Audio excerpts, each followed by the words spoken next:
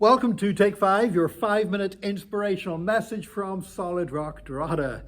And today I want to speak about another scientific pioneer whose faith in God inspired them to explore his creation, knowing that because God is a God of order, not of confusion, that there must be a plan and order to the universe, even when we don't understand it, even when it looks chaotic, that there is an underlying order to it. And if we can only study and dig deep in God's creation, we will begin to find those processes and plans. That's the basis of modern science. It's based on a Christian theistic understanding of who God is as a creator.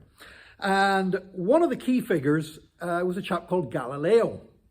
Now, I don't know what you know about Galileo. A lot of people don't know a lot about Galileo. A lot of people have false ideas about Galileo.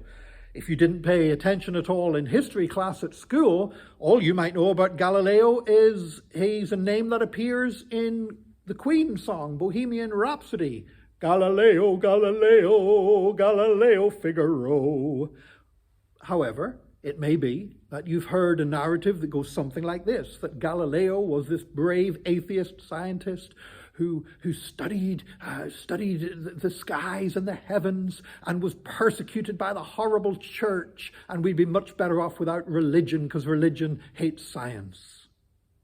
Well, that is just about as ignorant as your knowledge of Galileo being contained in a song by Queen. Because Galileo was actually a very committed Christian. He was a devout believer in Jesus Christ. He was a Catholic, as just about everybody was in his day where he lived. And again, it was his belief in God being a God of order that led him to his experimentation with telescopes, with so many different ways he experimented and examined God's creation.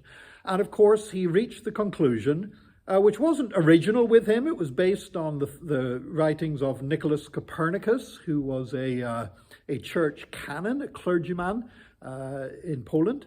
And Galileo, building on Copernicus's ideas and teachings, declared that the earth was not the center of the universe, that the sun did not revolve around the earth in what was known as a geocentric model of the universe, but rather the earth revolved around the sun, heliocentric.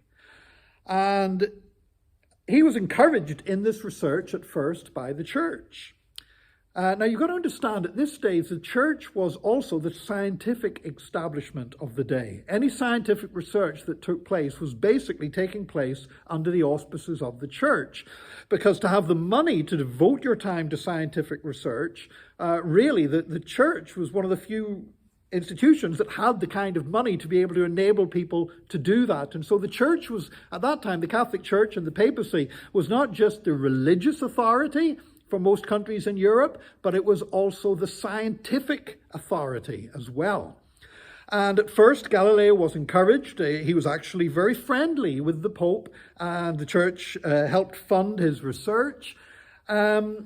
And then as he began to teach his ideas, he got resistance because the scientific orthodoxy of the day was based on Aristotle. And the Catholic Church had raised Aristotle to a position of authority through Thomas Aquinas, which basically was almost equal with Scripture. And so some people were very offended that he was contradicting these long-cherished and long-held beliefs about the universe based on the teaching of the Greek philosopher Aristotle. And so Galileo kept arguing his case, and he made a major mistake in arguing his case. He published it as a dialogue, as a conversation between two people, and one of the people, who was portrayed as a simpleton, well, let's just say the words that he spoke bore a strong resemblance to some of the words that the Pope had spoken. And it was almost like a parody. If you think of a parody like Spitting Image or something like that, it was almost like the Pope was being portrayed in a medieval form of that, which of course made the Pope mad. And you know, in those days, if the church had so much power, the last thing you want to do is make the head of it mad. Because as we've even seen in our day, whenever people are a little bit insecure or can't tolerate criticism, and you make them look foolish, they will sack you. They will fire you. We see that in contemporary politics today. They will come after you, and that's what happened. And so Galileo was condemned as a heretic.